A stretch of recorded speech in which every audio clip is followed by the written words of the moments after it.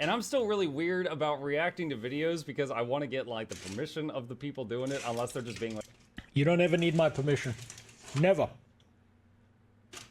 As long as you are not taking my shit and just fully like re-uploading it, I will never ever in my life ever even bother to copy strike someone. Like that's, I don't care about that. If you want to react to anything, react to anything. I give everyone anywhere my full permission always. Right, just do it. Just fucking do it. like a total hater, in which case I feel like the door is open. And I was like, I don't know this guy. I haven't talked to him. I've never had any back and forth with him. I don't know if I want it. Not Josh. He's just. Yeah, I've never had any back and forth with this guy or Josh. In fact, I just use clips from their stuff, so it's all fair game to me. It's the first frame of the video, and someone was like, "Oh, but this guy's reacted to your videos." Well, you heard him. So this is a new video from Rose. Well, new to me. I haven't seen it yet. And it's called Why Does Everyone Hate the Guild Wars 2 Leveling Experience 1 through 80 Part 1. I haven't seen it yet. After Rose found out I watched this last video, he recommended to me that I watch this one.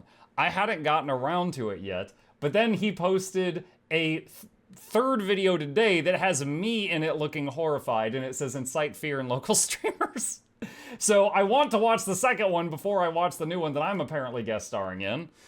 But yeah, this is our second time watching a video from Rose, and it's called Why Does Everyone Hate the Guild Wars 2 Leveling Experience 1 through 80 Part 1. And it has been recommended to me by many other people, and also by Rose himself.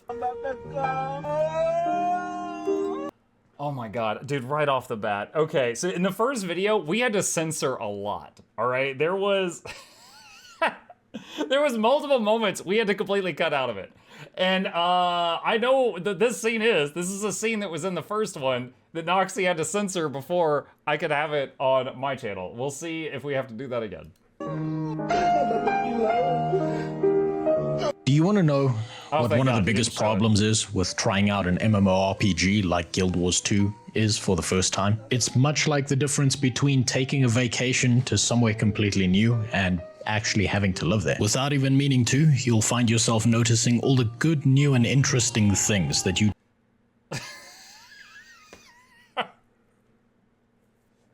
That's Michigan on the left. Just don't have back home. But it's the subtle, minor changes in your new environment that you never pick up on until you've really spent some time there. And in this case, it's the leveling experience. Something I've been told to skip, boost, or ignore my way. It's the leveling experience. Something I've been told to skip. Tutorial, player story, leveling, expansions. No, dude, I actually have a whole video called To Boost or Not to Boost, and I constantly tell people, like, don't. And the TLDR of the video is, unlike many other MMOs that I've played, this is not one that starts at max level. Like in WoW, you kind of rush to max level, it feels like. You can then play with everybody else. In this game, like, because of the levels are squished together in the open world, you know, you can have a level 8 and a level 80 fighting side by side against a world boss. Like, the low level doesn't have to rush to max level. And even then, it takes like a week of casual playtime to get max level. It's not a slow process at all. They just throw the levels at you.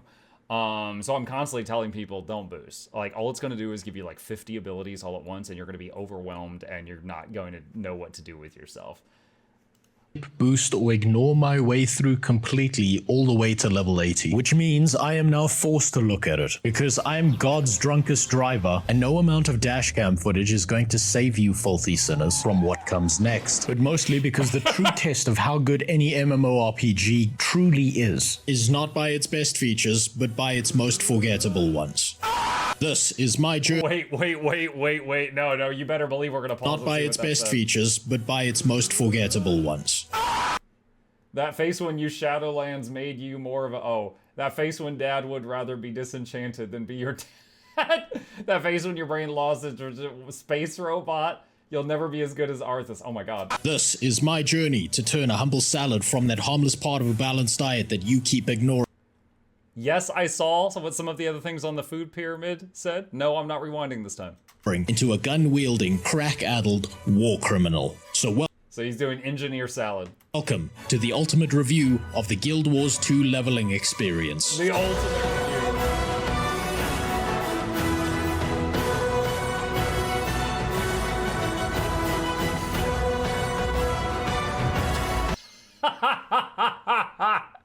The booba emote with Air Stagalkin. I mean, okay, he's got a type.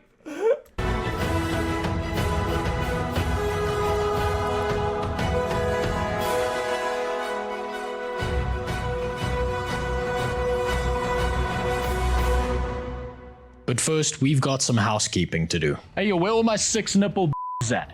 Oh my god. Noxxi, please him there, thank you. You're looking at a future legend over here. Yeah, I'm all the way at level 32, and when my player logs back in, it's all the way to the big time.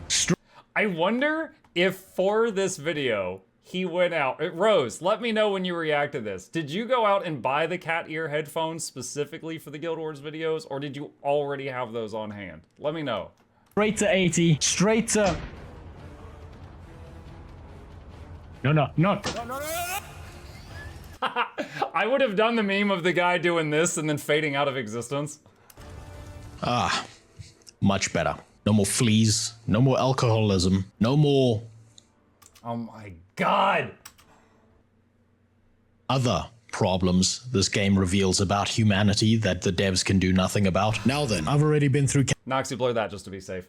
Yeah, he actually mentioned that when he first played this game, because I watched his react to his video, and he watched me, and he was like, yeah, it was crazy, because like, you know, Final Fantasy, the cat girls are very human-like, and I was like, oh, and then I saw the char, and he's like, oh, these things are hideous. These things are completely, you know, furry-proof. Like, no one's gonna want this. And then he found out.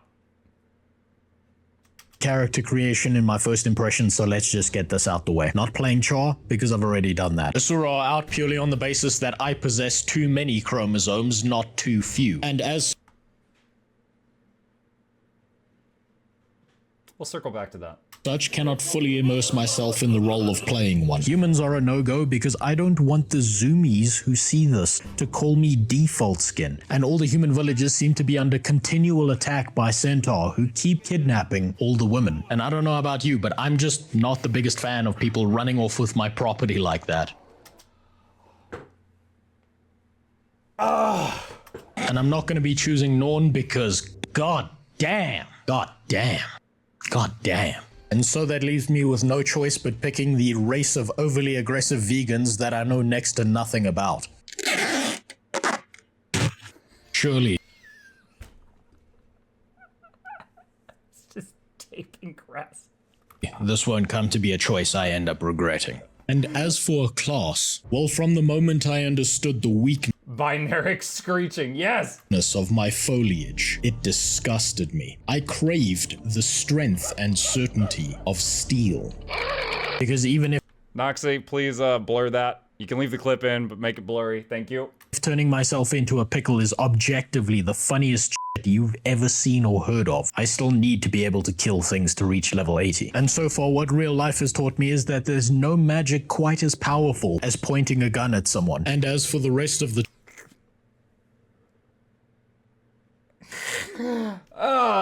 choices, ferocity because we're not a bitch, green knight because why not, cycle of night because I still don't know what the a sleeping schedule is, and some philosophical line about it said 3 a.m. gamer streams in public being okay as long as you bleep it, explain yourself to everyone blur it, else stuck in the elevator with you, and of course a name. Now why would I go and choose something so cringe, so basic? Because it turns out that the Guild Wars 2 devs don't seem to have much in the way of a sense of humor. And because deep down in my comments section, I've been informed that I'm no different than a 13-year-old with a beard. But putting aside their sexual preferences and my inability to stay on track, our journey begins. Now, unlike the chart tutorial zone, where their big starting conflict is a very real battle in gaslighting a bunch of ghosts into believing they're dead through the use of swords, the first thing I'm told is that these vegans are guided by their dreams.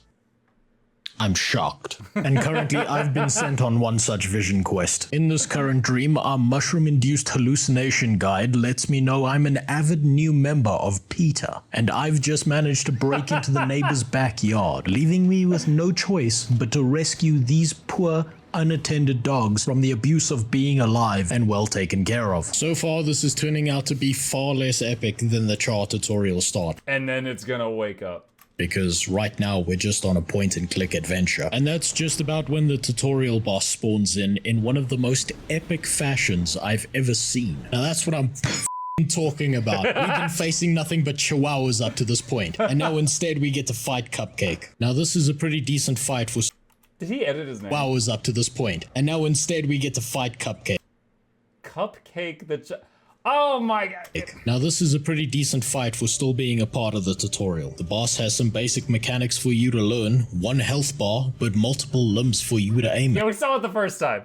Some of its abilities knock you back, and it also spawns in a few ads that you can just completely ignore. What would have been I mean, it's a level 1 boss fight. Yeah, there's nothing complex here. real nice though is if the game let you know beforehand where the dodge button is, so that anyone coming from a game like World of Warcraft knows exactly what button to completely ignore pressing to avoid damage or to get out of the big red danger circles on the ground. But really, Cupcake here is no more dangerous than any of the other smaller dogs we've been putting down, because the boss does no damage and poses no real threat. Now, I'd probably rate the start as being more epic than the chaw tutorial start, but also less well constructed. Overall, I've got to give this 10 out of 10 for I like how he had a toy gun in hand to go with the leaves he taped to himself. visuals and 0 out of 10 for challenge. And now is when the real game begins. But before we get there, I have to establish some ground rules so you know exactly what I'm here to do. See, I'm here to take one single character from level 1 all the way to level 80 as if I was a new MMO player, which means playing this game suboptimally, forcing myself to actually experience the world I'm in, experiencing the main story quest line, and not doing anything that the game doesn't suggest I do. So as good as they are, I'm not going to be using the mounts to blast my way through any of the zones. I'm not going to be using the wiki to solve every problem I have, because if it was really that important,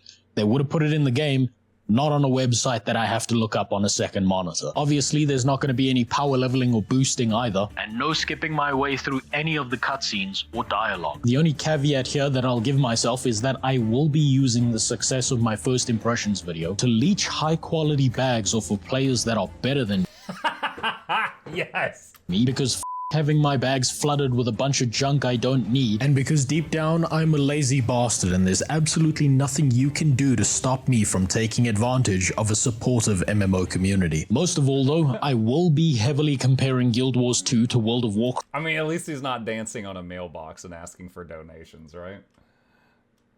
since that's the MMORPG I spent 15 years of my life playing, before Blizzard covered up all the titties in game in order to try and cover up all their workplace practices. And, you know, before Sylvanas went on her whole Yas Slay Boss Queen arc. I will never serve. Once the LSD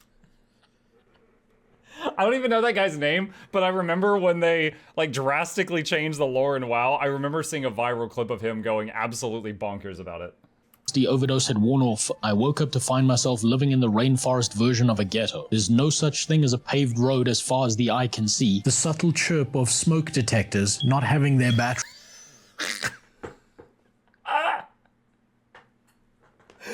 change as far as the ears can hear, and not a single sign of any form of central planning outside of the menthol cigarette stands that keep popping up everywhere. But hey, at least the rent is probably pretty low and everyone seems fairly used to the sound of random gunfire throughout the day. And as a bonus, I do Yeah, it's just like living in the United States. immediately get handed a second unregistered weapon. And not only that, but we're starting at level 4 instead of level 1 because what we did in the tutorial actually counted towards our XP bar. So I do the first thing that sticks out to me and click on the nearest bowl of lettuce with an icon over its head. It turns out this is a scout and they're just here to tell me about the region I'm in. They forcibly open my map and break out the crayons and begin drawing circles all over it. Now I do have to give Guild Wars 2 credit here because it was completely unnecessary that they voice acted out that little chunk of text over there. But it does tell me that the devs are at least in touch with the community and are well aware that your average MMO player doesn't know how to read. A decent lesson that's Yeah. It's because like 90% of the player base plays DPS. Dude, I cannot tell you how many times. Because like I'm someone who's been a tank player for most of my MMO time. Not because I wanted to be a tank, but because everybody I grouped with that was a tank was bad. And so I did it out of just like sheer spite for like 10 years. And I can't tell you how many times I'd be like, yo, you just died from such and such. And they're like, what is that? I'm like, the mechanic you got hit by. And they're like, I got hit by something. I'm like, you had a debuff for 10 seconds, then it went off and killed you. And they're like, I had a debuff? And I'm like, do you read the tool? Like, as a tank, if I get a debuff and I don't immediately recognize it, dude, I freaking read that thing as fast as I can. And it's just, yeah, it's absolutely right. Because the average player is DPS, and the average DPS doesn't read tooltips. some other unnamed multi-dollar MMOs could learn a thing or two from. Man, that's a lot of words. Oh my God, it goes on forever like this. Now, being the new player that I am, I stumble across my first quest and choose to speak to the plant woman with more bush on her than America during 9/11. Noxxi, do whatever you think is best there. Immediately, I'm hit with the same letdown that I had when playing my chaw mesmer. We've gone from dragon slaying to gardening. And sure, the environment and visuals are nice to look at, but it's a very weak transition going from something so epic to something so mundane that quickly. See, Yeah, for anyone who has never played a Sylvari, their newbie zone, their tutorial thing, is in the dream. Oh, I just gave you a spoiler for the first 5 minutes. Yeah, that big epic dragon thing, like, you fight that, and then, like, you wake up. Now, you keep the XP, like you said, you jump up in levels, but, like, it's a premonition of, like, down the line, something that you'll be fighting, like, much later when you're stronger in a higher level, stuff like that. Because their whole thing is, like, they're in a pod, and they grow to adulthood in the dream state, and then when they hatch out into the world and they're ready to run around, they're already basically adult size.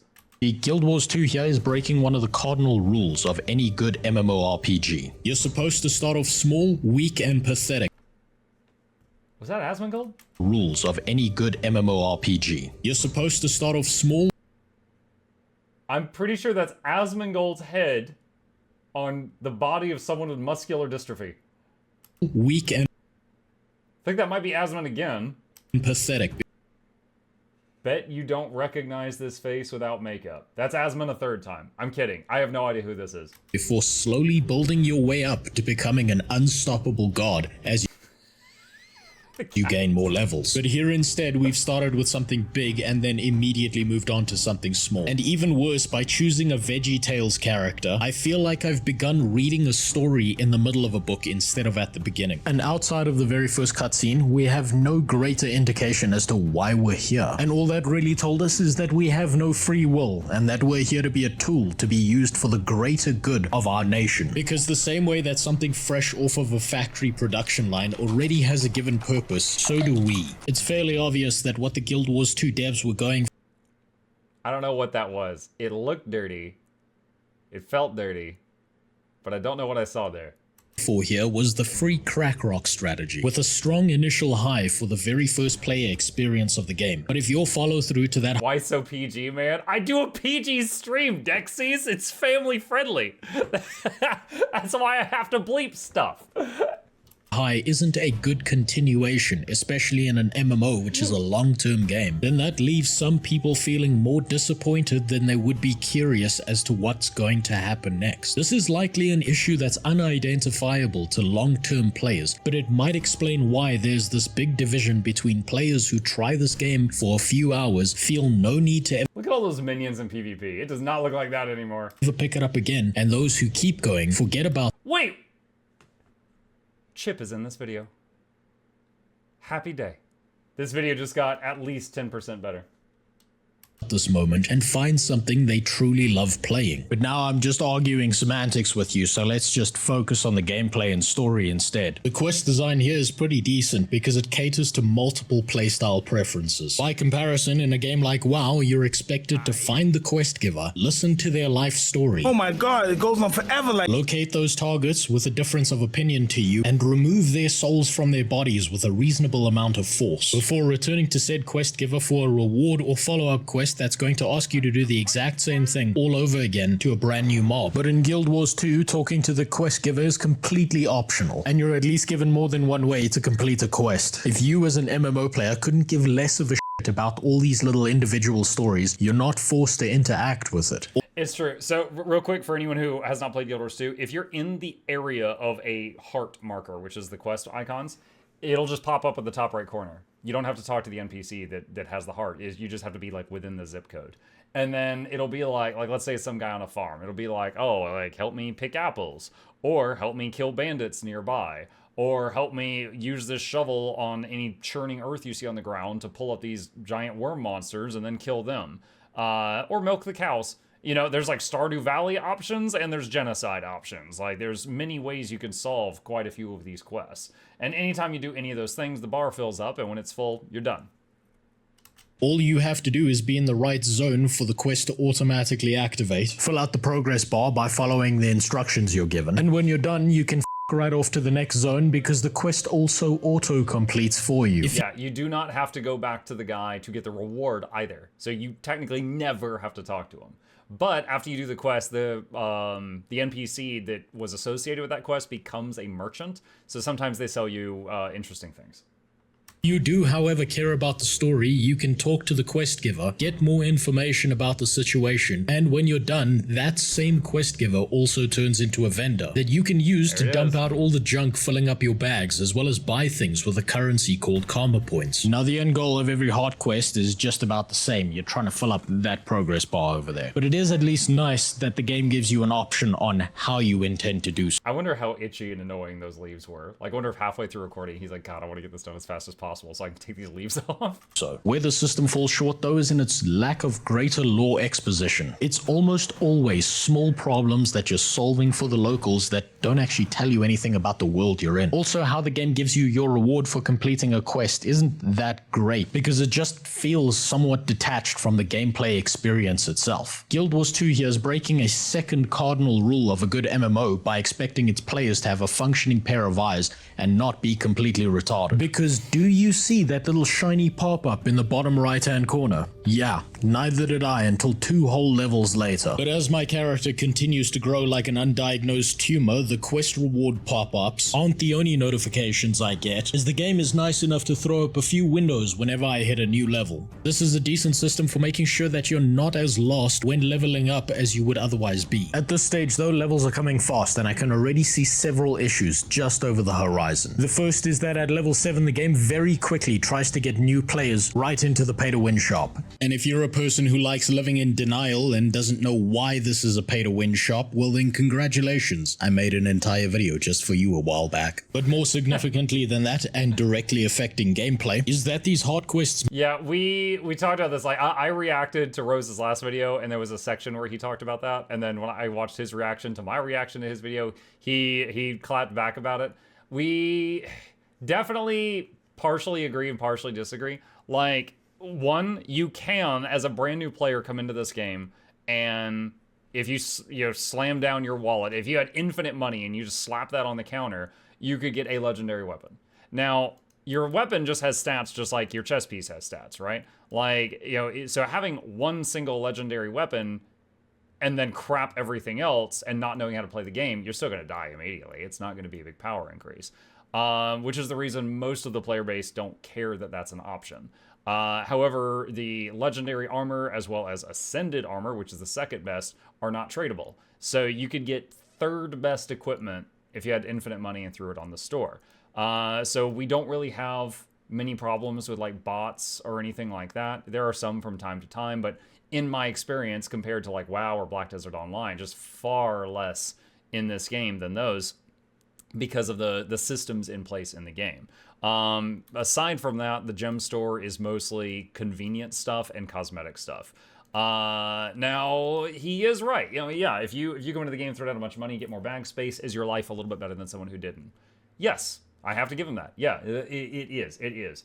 Is it less egregious than almost every other shop I've ever seen in gaming? Also, yes. And this is an MMO that does not have like a monthly fee or anything like that. So that's probably where they get most of their income, is people buying like cosmetics and things like that. So does it exist? Yes. Is it extremely quaint? Also yes. All right, that's it. Moving on. May give you multiple ways to complete them, but it's always going to be falling. Oh, also, there's the whole thing where you can convert in-game gold into gems. You can use money to buy gems or convert in-game gold into gems. So, like, for me, for the last 4 years, if there's ever anything I want on the gem shop, the cash shop, I could just buy it with in-game gold. Because I'm a max level character, I have lots of gold. I could just literally buy anything that they put. Like, if they add something to the in-game store, and I'm like, oh wow, there's this new set of armor. I really like how this looks on my character. I could just convert gold to gems using this screen right here, and use my gold, and then buy whatever I want. So it's something that the seasoned veteran players usually just kind of shrug. They're like, yeah, it's there. It's not a big deal. But okay. Into one of two categories. You're usually going to be killing something or interacting with something. Ultimately though, Guild Wars 2 has just mixed up the standard formula by giving you 2 ways to complete a quest instead of the usual 1. And as a new player, just when I'm about to resign, complete a quest instead of the usual 1. And wait, hold on. What did the standard formula by giving you 2 ways. Sorry, it's a canon event. Kill Bambi's mom and dad, or harvest Bambi's tears after someone else murks him. I completely missed that until I backed it up twice. Is to complete a quest instead of the usual 1. And as a new How I sleep knowing I spread irreversible amounts of misinformation online. Player, just when I'm about to resign myself to the idea of repetitively completing the same 2 tasks in order to reach level 80, that's when Guild Wars 2 does something different and throws me into a dynamic event. I've come across a fellow tree man by the name of Valiant Estian and his weird looking pet dog, and have been tasked with I don't know why that was so funny. I just reminded me of StarCraft 1. It's like, looked like you ran over some poor feller's dog, Sarge. No, that's a Zerglin, Lester.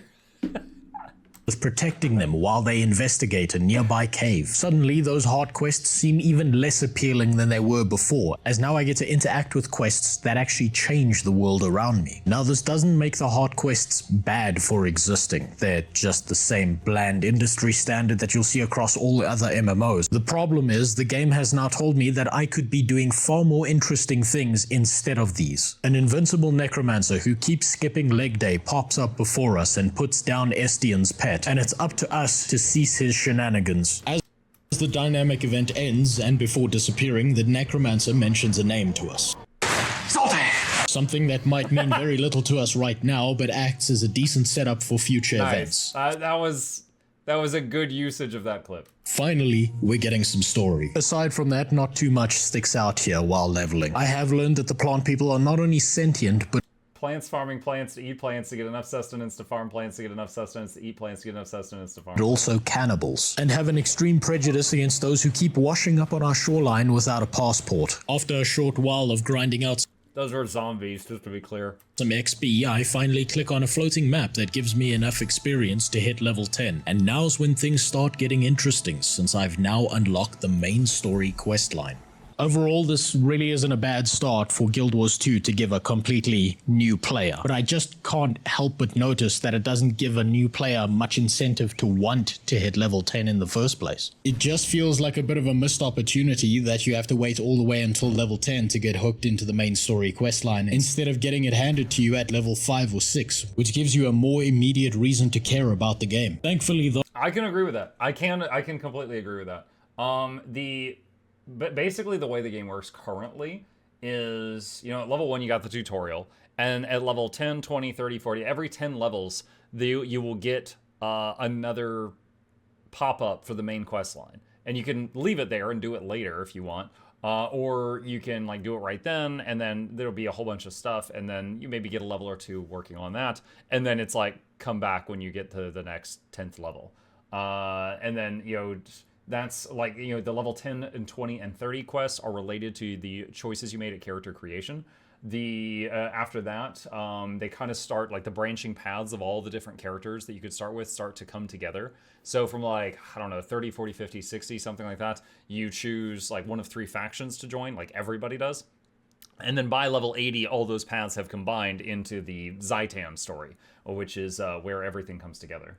Though getting to level 10 is not difficult or time consuming, so if this is the moment in time that a new player stops caring and puts down this game, I would probably call it more of a filter than a wall. And I'm not a normie, so I push on. I finish up the quest I was doing, accidentally hit level 11, and gain access to the talent tree system, or hero training as it's called. Now to your average degen addict MMO gamer, this doesn't seem like much, but consider again the new player. The game is suddenly throwing a lot at you all at once with very little guidance. Just how? Yeah. I get asked questions about this a lot. So this system, you cannot respec it. Eventually, you'll have everything in it. You'll have 100% of this stuff checked off, and then it's all on your bar, and you can select whatever you want. You know, hold on, picture's 1,000 words. So if I go in here and go to training, so like eventually you get all of these filled in, and all that does is, like, for example, trap training gives me 5 different traps, and then those are now down here. They're mixed into these hotkeys. So everything you get in here is added as an option to use down here. And, you know, eventually you get all these unlocked, and then you can swap between these on the fly anytime you wish. But I've had new players come to me and be like, hey, I started with trap training and I want to try marksman. And I'm like, you're just going to have to get more points. So you cannot respec. You could it's just eventually you get all of them and you could choose between them. One common tip I give people is if you go into the PvP lobby, while you're in there, you are max level, even if you're not really, and you have every skill unlocked, which allows you to try things out before you get them and, you know, see what you might want to invest into first. But yeah, I think it would be good for the game if you could, like, move the points around, like respec them. How the am I supposed to know what to pick as a new player? Or if I should even am I supposed to know what to pick as a new Me listening to both sides of the argument so I can take and double the amount of misinformation. Oh, U.S. politics again. player? Or if Wait, what? None, I made it up. Source, none, I made it up myself. or if I should even pick anything at all and just save up these hero points for some time later in the future when I do know what I'm doing. Oh well, I suppose I'll just pick whatever looks cool and become the local crack dealer for my community by selecting the elixir training. Now to finally focus on that main story quest line. Wait. What the hell is that thing? And once again, just like in my first impressions video, Guild Wars 2 has gone ahead and debuffed me with a severe case of ADD. And I just can't help but need to investigate the area with the floating rocks that reminds me of that one Blue Monkey movie. This is what good world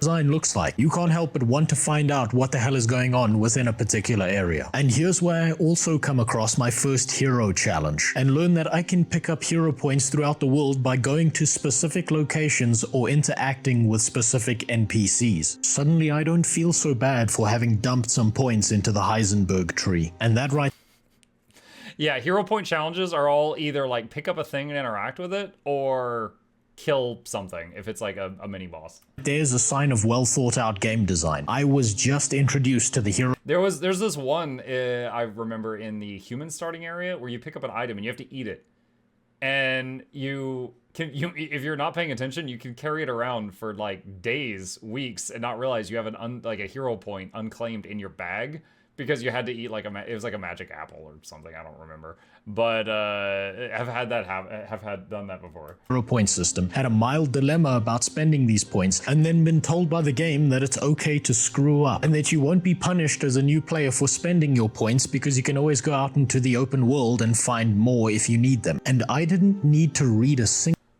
What? Look at this page. Why are the Asura such bastards? Wait, the Asura are a race of diminutive little bastards who secretly dwelt below ground for thousands of years until the minions of the Great Destroyer forced them out of their underground home. Since then, they've adapted life on the surface and quickly established themselves as a problem for everyone else on Tyria. The Asura are the one singular race among the playable races in Guild Wars 2 you should never consider playing. Character creation. Don't bother. What is this? Culture. You'll find more looking into the inside of a yogurt cup. Bro, did he make this or did someone else make this? I've never seen this page before. word out of the game wiki in order to figure this out. It simply emerged as a solution from playing the game. And there's no better way for you to explain how your game works than through emergent gameplay. Wiki written by Bukas? Yes. Rather than having to read a wall of text. Alright, little diversion, glad that's over. Back to the main story quest. Wait, hold on. That's a path in the sky. Okay, look, I'll be quick this time. And before I knew it, one Jumping puzzles. He discovered JP's. ADD instance had led to a full-blown ADHD meltdown, and I'm spending the next hour of my life trying to figure out how the I get up there. This is another one of those things I really feel makes Guild Wars 2 special. The terrain isn't just your surrounding environment, but a challenge for you to face. Something to interact with and a puzzle to solve. It's also a great way to keep your players interested in paying. I wonder if he ever used the Rifle 5 jump to help him traverse the terrain. Rose, if you see this later on, there are some chunks of terrain that won't allow that, but there's some that do, and it's helpful. Attention to their surroundings. After an embarrassingly long time, I finally realized that the leaves on the tree at the center of the ground spiral are a staircase. And suddenly, I've come across my first jumping puzzle. You know that lack of challenge that was missing from the early game combat? Well, I found out where it went. It's right here, trying to not look like an idiot because you don't know how to hit the spacebar on your keyboard without falling to your death and having to... Yeah, there's holding forward and hitting jump makes you go a little up and really hard forward. But if you just hit jump then forward, you jump really high and go a little forward. So doing like a forward jump is different than going jump forward. Just like which key you hit first changes the trajectory a little bit. There's also, what is it called? Double jump? Dude, I can't even do this except when I think about it. If you hit jump and dodge at the same time, you do like a, I can't even do it there. There. That's a double jump. Is if you jump and dodge at the same time, you do a super high jump. And if you are fighting someone in PvP that is capable of doing that well in combat, they can jump on parts of the PvP arena that other people will struggle to reach. And then it's like, well, I'm melee and I can't kill that guy because he's running on the rooftops. Restart all over again because you mistimed a jump or forgot to unbind the dodge on double tap feature that you... Yes, that's in my new player guide. I tell everyone who watches my new player guide to unbind that. It's no good. Movement keys have by default. Probably the worst part of these jumping puzzles is that screwing up is entirely your fault. And that's simultaneously instead of level 1 because he did it. He did. I saw him. He used the Rifle 5. He used the Rifle 5. Oh, I'm so glad. I was kind of wondering if he would see me say that and be like, "Oh, mother!" But no, he double tap feature that your movement keys have by default. Probably the worst part of these jumping puzzles is that screwing up is entirely your fault, and that simultaneously makes them the best part of these jumping puzzles. These challenges are an ego check because there's no one to blame but yourself when you fail. And because of that, I now fully understand why Guild Wars 2 doesn't have a larger MMO community behind it. Damn it! Luckily though, I lost my dignity. I will say, one really cool thing, there is an item you can get near endgame, no matter your class, called the Prototype Position Rewinder. And if you use it, and you hit the 1 key, it saves a location, and you're like, oh no, I missed my jump, and you can hit 2 and rewind. And it has a cooldown, but assuming you only move when it's cooled down, you can get through almost every jumping puzzle in the game with that item and patience. But yeah, that's a max level item. You get that in Living World Season 4, I think. The moment I started making YouTube videos, and so am able to complete this MMO version of those impossible platformer games. But wait, it's not over yet. This motherfucker shows up to tell me that I've only really solved half of the jumping puzzle, much like a Minecraft YouTuber drawing in its prey with the promise of reward. I'm led to a secluded area where What, a Minecraft YouTuber drawing in its prey is a van calling in babies? no one can hear my screams and proceed to fall to my death again and again, all to his personal amusement. My reward, should I succeed, is probably a piece of gear. His reward throughout this entire incident is my suffering. Alright, listen, I take back what I think about jumping puzzles being a fun little piece. Yeah, Rifle 5, like I said, it works in some places, not in others. Piece of side content. I mean, they would be if they weren't designed by Satan himself. Eventually, though, I think someone should take him to Chalice of Tears. I think he would like that. What do y'all think? Y'all think someone should take him to Chalice of Tears? succeed and my suffering comes to an end. I gotta hand it to the Guild Wars 2 devs. It was a pretty brave choice of them making these jumping puzzles so complex early on, because surely they can't get any worse than this. Alright, That's enough distractions. On to the main What the hell is this door Yeah, he recorded this during Halloween. Happy Halloween, Rose. doing over here? That's a lot of options. I don't know, Clock tower, please. tower seems harmless. No. Wait. Yeah, that. Alright, now it really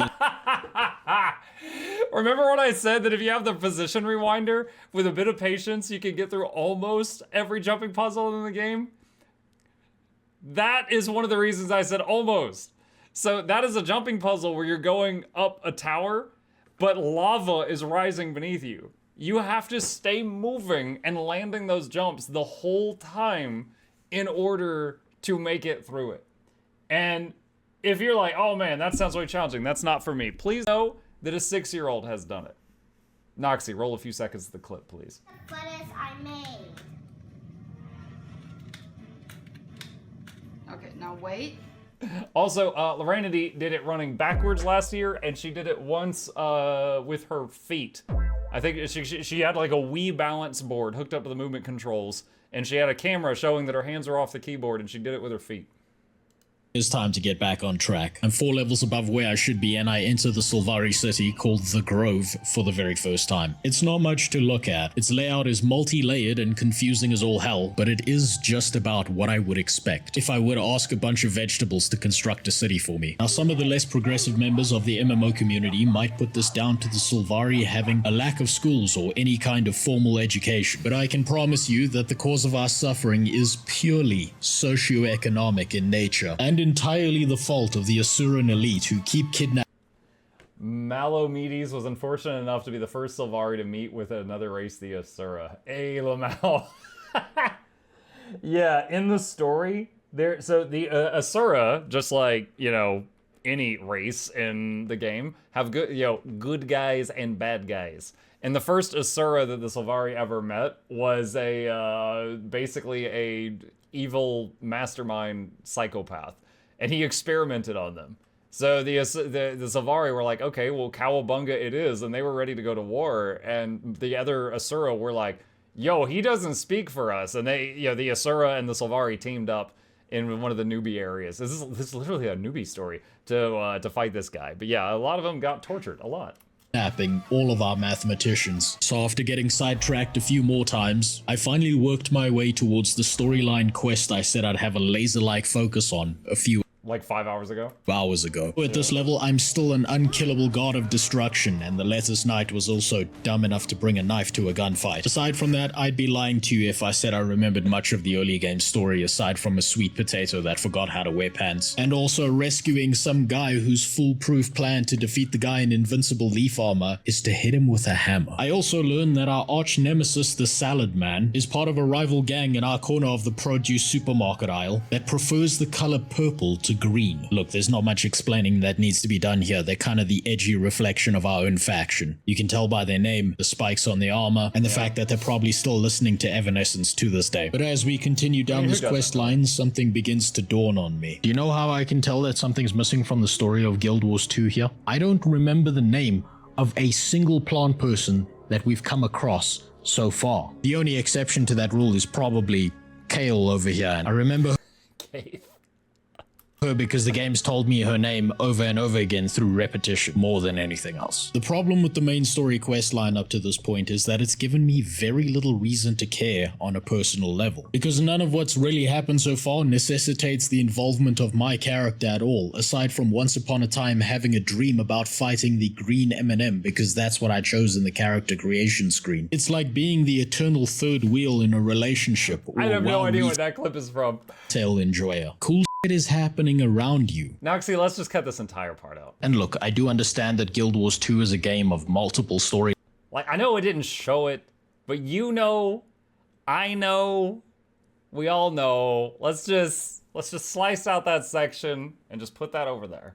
Lines and That's some the thumbnail? No. Are going to be more interesting than others, but a new MMO player may very well have made the exact same choices that I have and been given very little reason to care about the story or the game at all. Sure, the game's given you an overarching story to follow, but it just doesn't seem to be one of those games that thrives on early game lore. There's just nothing here that I see that would get you deeply invested into the story on an emotional level, and that's a real shame, especially when you compare it to the other components of Guild Wars 2 like the gameplay. Combat in this game feels good, controls are responsive, but the story just doesn't have that same kind of pull. As your average game lore enjoyer, it does feel like some crucial elements of telling a good, solid story that people care about are just missing at this stage. But once we are done turning the Green Knight from a person into a memorial, we are introduced to our mom, who also just happens to be a single mother. Don't read too much into that.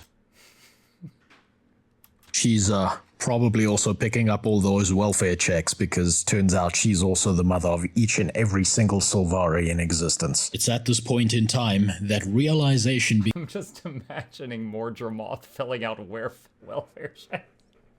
begins to set in. My complaints about the Guild Wars 2 story at the early levels are completely invalid. I've just been looking at this from the entirely wrong perspective. And suddenly, the true, 100% accurate Guild Wars 2 Sylvari story begins to dawn on me. Oh, wait. I know I made a joke about this being like a version of the Rainforest Ghetto in the beginning of this video, but are you meaning to tell me I just endorsed and protected the incestuous relationship of two thug shaker brothers? So we're a guy. Noxxi, I don't know yet. I don't even know what he's talking about. We just came back home after being imprisoned in a dream. The first thing that happened was we got handed a gat. All we've been doing up to this point is jumping up and down to get into weird places, marking out areas that we claim as our territory, and getting paid for gunning people down. Our gang colors are green, the guys against us are purple, and we all live on... My god. This isn't Guild Wars 2. This is just San Andreas with leaves. I didn't play San Andreas. That's why I was completely clueless there. I didn't play San Andreas. Oh my god.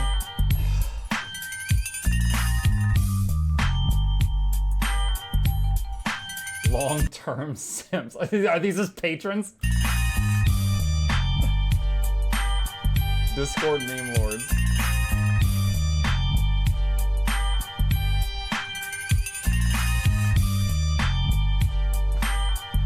Give me money I don't deserve. Yo, he did a good job on these outro credits. Big thank to all my subscribers, both old and new. Big thank.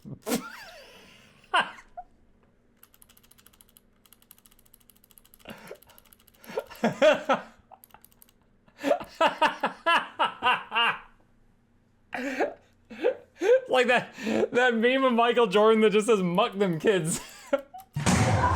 And a special thank to those Grove Street gangsters who had the patience to wait over an entire month without giving me the drive-by treatment. This review is going to be done in parts so that you're not having to watch a 3-hour video, and if I did things the way I originally intended to, I would be heavily accused of plagiarizing everything I did off of a cartoon dog. Oh yeah, and for anyone wondering, I have finally found a date for my Twitch speedrun ban that I promised to do a century ago. It'll be happening on the 20th. I've seen that video on his channel. He did do a like 12-hour stream where he just was breaking Twitch rules the entire time to get banned as fast as possible.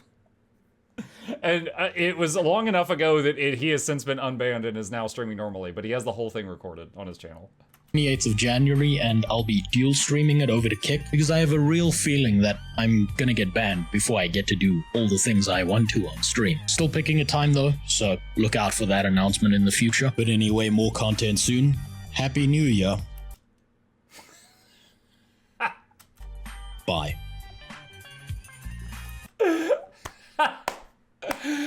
Rose, well done. Well done. That was hilarious. My cheeks hurt from laughing. Okay. All right. Again, that was Why Does Everyone Hate the Guild Wars 2 Leveling Experience 1 through 80 Part 1. And I know there is a Part 2, which came out today, which has me looking horrified in it. I have not seen this one yet. We'll get to that one next time. But it was this coming out that made me finally was like, all right, I need to finally watch the second one. So this is something to look forward to. Yes, Insight, Fear, and local streamers today. That'll be next time. Rose, you are hilarious, and I'm sorry to my editor. That's it. That's the end. Cut.